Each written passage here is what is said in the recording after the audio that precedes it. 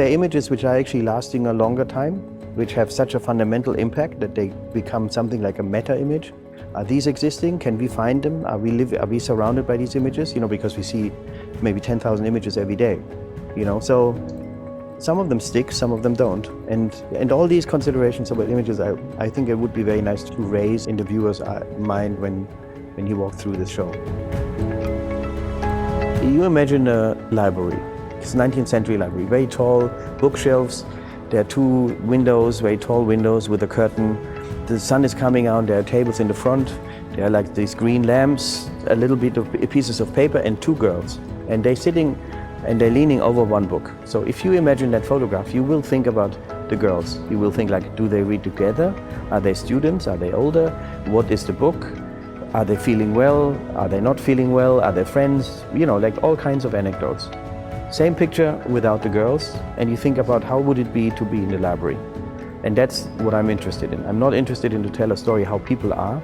I want to kind of emphasize on the idea of a space as a metaphor, a space of a point in time. The photograph is full of me. I made everything you see, but I'm much more interested in the metaphorical or allegoric quality of a space.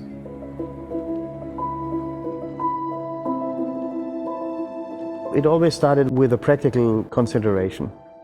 I started making sculptures. I'd made sculptures which are basically out of very cheap and simple materials. And I didn't want to store them.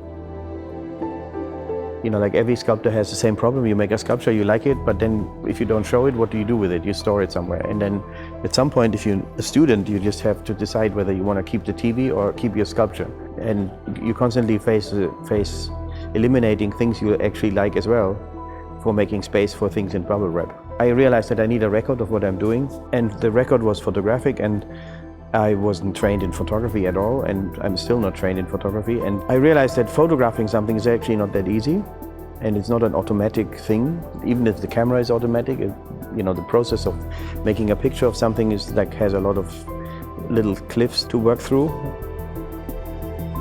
I make my pictures sometimes based on really funny, silly ideas, sometimes based on stories which are not funny at all.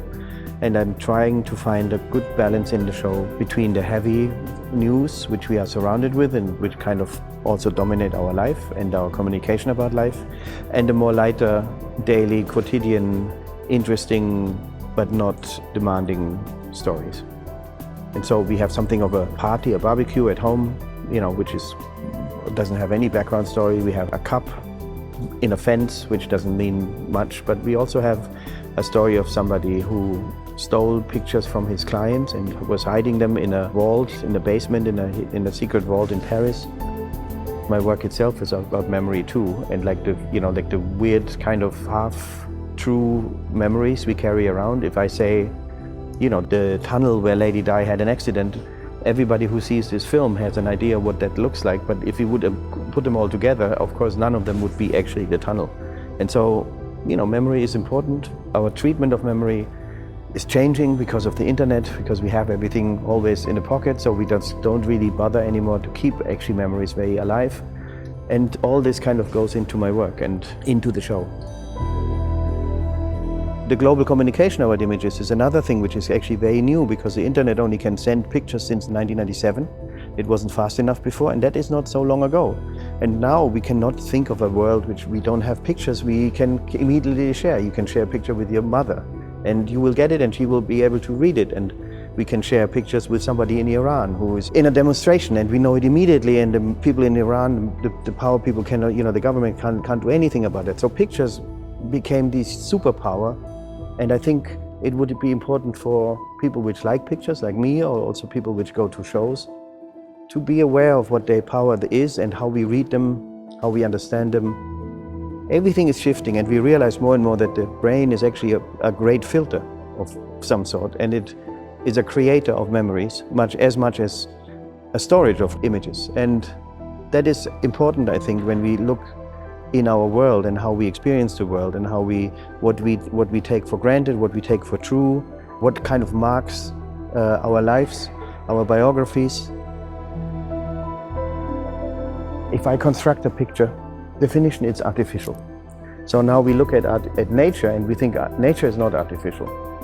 But then again, everything we kind of think of nature is highly artificial for two reasons. One of them is it's very hard to find any spot in the world which hasn't been somehow manipulated by human beings. And the second is that our notion of nature is also completely pre-programmed.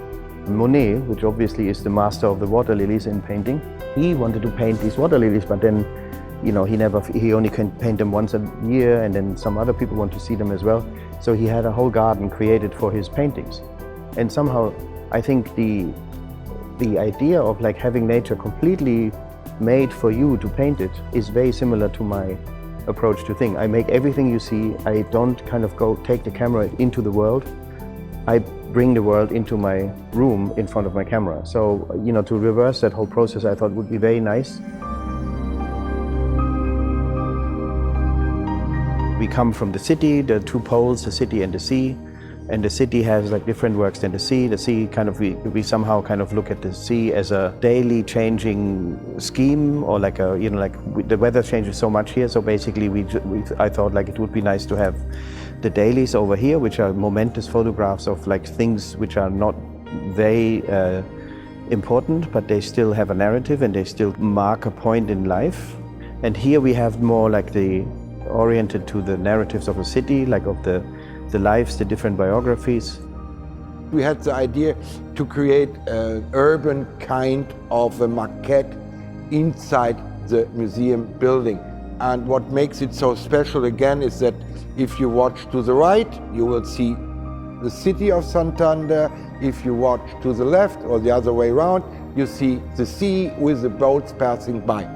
And this, of course, will influence also the experience of the show by the visitors, and it will influence also how they move through the exhibition.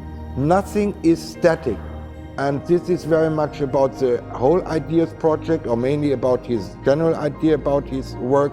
It's not just copying reality. It is more that it shifts the reality into another kind of reality.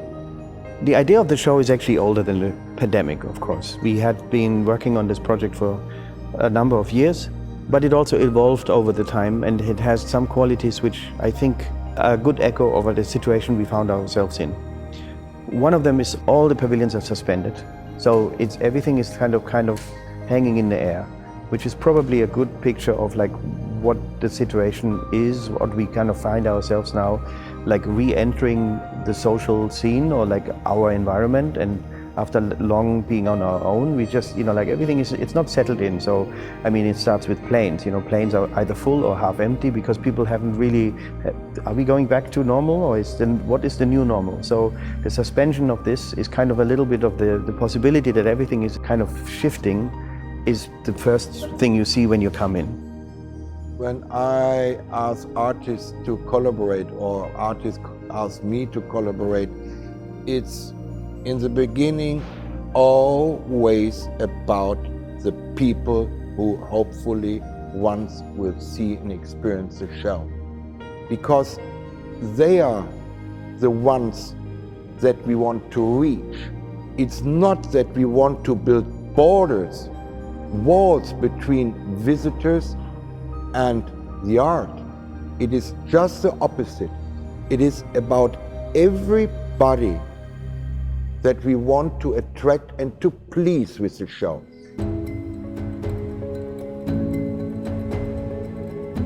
When I make my big pictures, like it's 2, 3, 4 months to work on them, and until they're finished, and until I'm happy with that. And then the printing starts, and then there's another 1 month or 6 weeks or something. It's a very long process.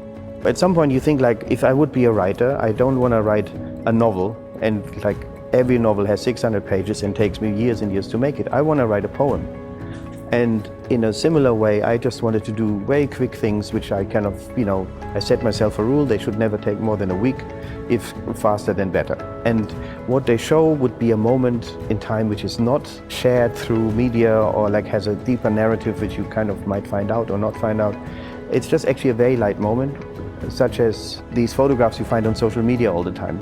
On one hand, it's a very short thing, On the other hand, it's a very long thing. And I thought like that would be a nice balance. And if I would have to characterize them, I would say in terms of poetry, they're kind of haikus. So they have a very straight form, how a haiku works. It's a very light moment, which is descriptive, but it's all at the same time, hopefully, quite profound.